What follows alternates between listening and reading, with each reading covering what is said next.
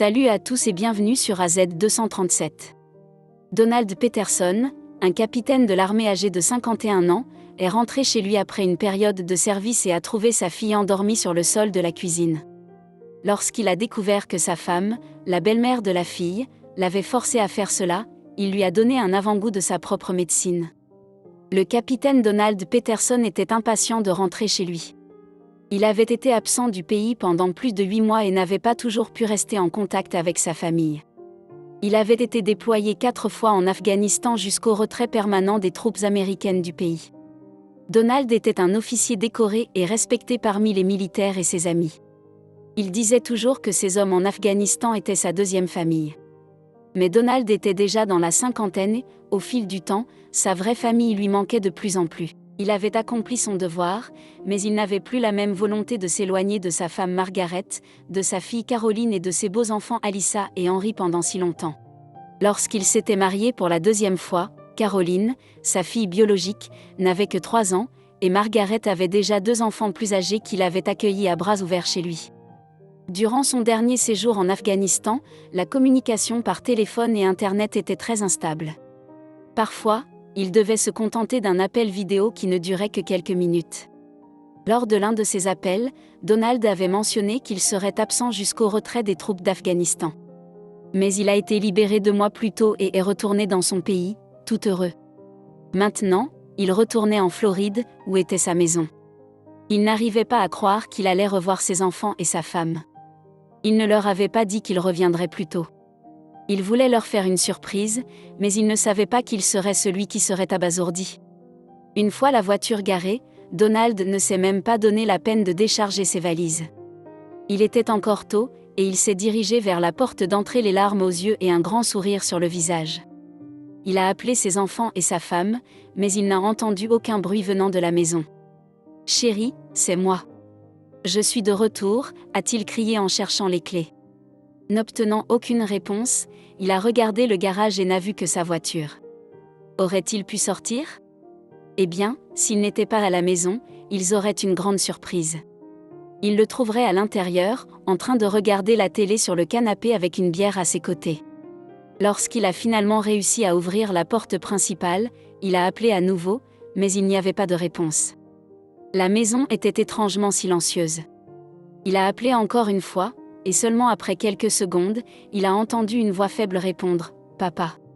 Je suis là. »« Caroline, où es-tu » a-t-il crié. Sa voix avait sonné si douce que cela l'a alarmé. Il savait que c'était Caroline, mais elle était toujours joyeuse et bavarde, ce n'était pas dans sa nature de parler d'une voix si basse. Il a suivi le couloir principal, vérifiant chaque pièce. Personne n'était dans aucune d'elles. Puis il est arrivé à la cuisine, dont la porte semblait être verrouillée. Il a dû forcer pour l'ouvrir en utilisant toute sa force. Caroline était là, en pleurs. Elle s'est précipitée vers lui et l'a serré fort dans ses bras. Elle sanglotait et exprimait sa gratitude qu'il soit de retour. « Tu m'as tellement, tellement manqué », a-t-elle dit. Donald n'avait aucune idée de ce qui se passait. Il avait été en poste à l'étranger auparavant, même pendant de plus longues périodes, mais il n'était jamais revenu pour trouver sa fille dans cet état, même lorsqu'elle était très petite. En tenant Caroline, il a remarqué un matelas sur le sol de la cuisine. Il l'a légèrement écarté et lui a demandé pourquoi elle était là. « Tu as dormi ici, Caroline » a-t-il demandé. Elle a essayé de parler mais n'a pas pu. Elle a haleté et a pleuré à nouveau. Le père l'a serrée à nouveau dans ses bras et lui a demandé de se calmer. « Oh, papa, oh, s'il te plaît » a gémi la fille, l'air effrayé. Donald espérait un accueil chaleureux à son arrivée, mais il était maintenant perplexe et commençait à se sentir alarmé. Il a ensuite utilisé la voix de commandement qu'il avait apprise dans l'armée pour demander à sa fille de se calmer et d'expliquer correctement ce qui s'était passé. « Commence par me dire pourquoi tu étais enfermé dans la cuisine. » « Et pourquoi y a-t-il un matelas ici » a-t-il demandé sévèrement.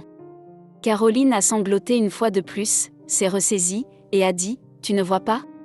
Tu partiras encore, et je resterai ici avec eux.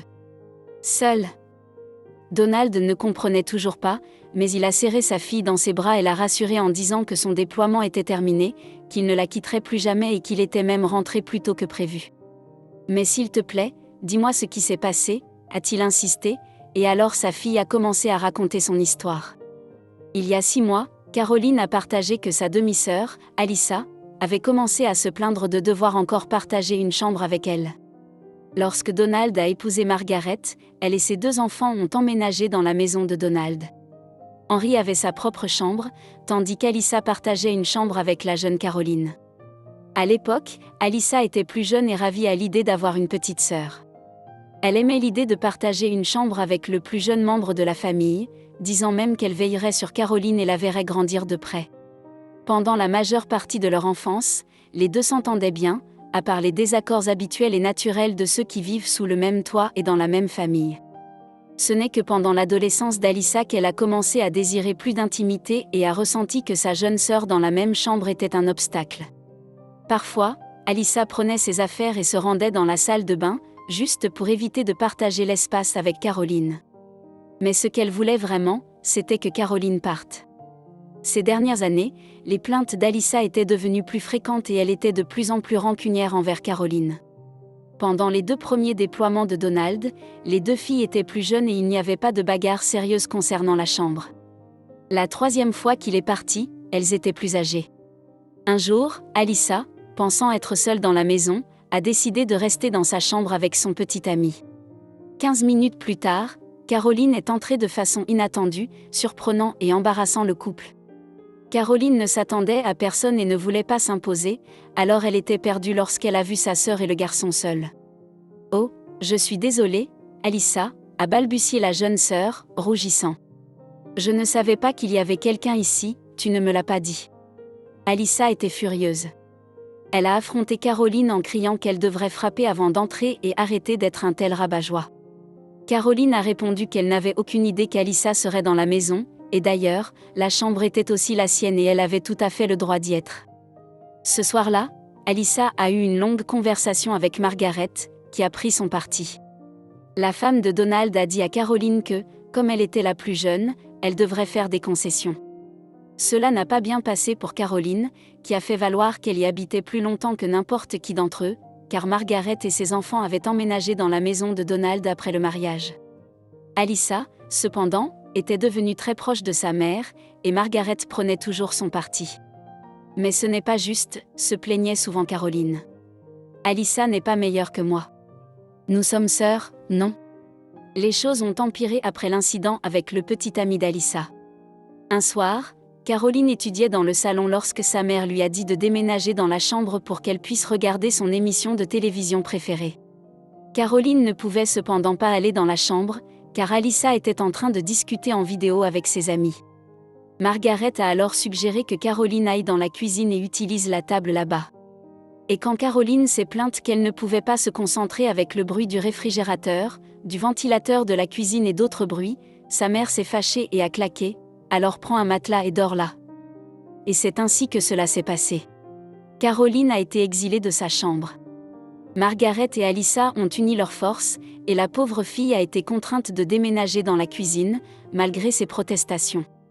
Cela a commencé comme une solution temporaire, mais est devenu lentement permanent. Alyssa a même mis un verrou sur sa porte de chambre, ce qu'elle avait toujours voulu. Caroline n'était pas autorisée à récupérer ses affaires sans la permission d'Alyssa ou de Margaret. Donald n'en croyait pas ses oreilles. Il aimait sa femme, mais il aimait tout autant sa fille, et cela était tout simplement inacceptable. « Oh ma chérie, dit-il en serrant Caroline contre lui, je n'avais aucune idée. Je suis tellement désolé. » Il avait été absent pendant si longtemps, ressentant la pression de la responsabilité et de la sécurité pour ses hommes à l'étranger, mais il avait échoué à protéger sa propre fille à la maison. « Je vais arranger ça, lui murmura-t-il. Margaret et Alyssa sont rentrées quelques heures plus tard, surprises de trouver Donald assis dans le salon. Après des salutations initiales joyeuses, le visage de Donald s'est assombri et il a exigé une explication pour ce qu'il avait découvert. L'argument qui s'est ensuivi était intense, mais Donald était clair, il ne permettrait pas que sa fille soit maltraitée dans sa propre maison. Il a pris en charge la situation, ramenant Caroline dans sa chambre et établissant de nouvelles règles pour la famille.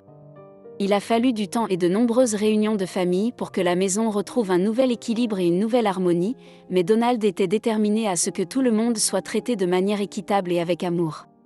Il a également décidé de suivre une thérapie familiale, pensant que cela pourrait être bénéfique pour tout le monde d'exprimer leurs sentiments et de trouver de meilleures façons de communiquer.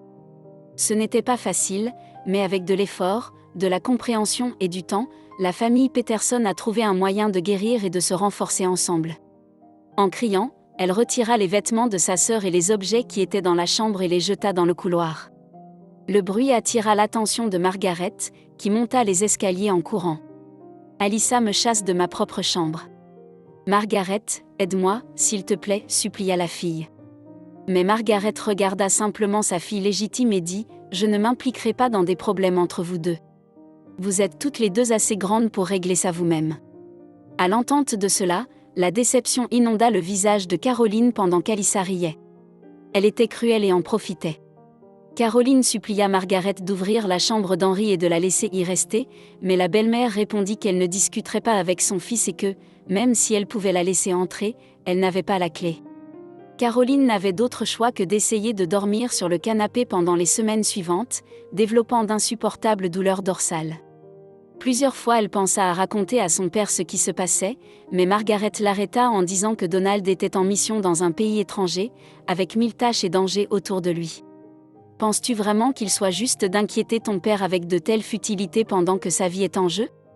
Tu dois gérer cette situation toi-même et lui prouver que tu n'es pas faible, Caroline, » dit la belle-mère. La fille pleura beaucoup ce jour-là. Elle se sentait inutile et faible, ne comprenant pas pourquoi cela arrivait. Elle avait terriblement besoin de son père et n'avait aucune autorité pour affronter quiconque dans cette maison. Elle avait besoin de lui, mais son père était loin et très occupé. La fille ne se sentait pas en droit d'être un fardeau supplémentaire pour le capitaine. Donald entendit maintenant toute l'histoire de Caroline avec un mélange de dégoût et de culpabilité.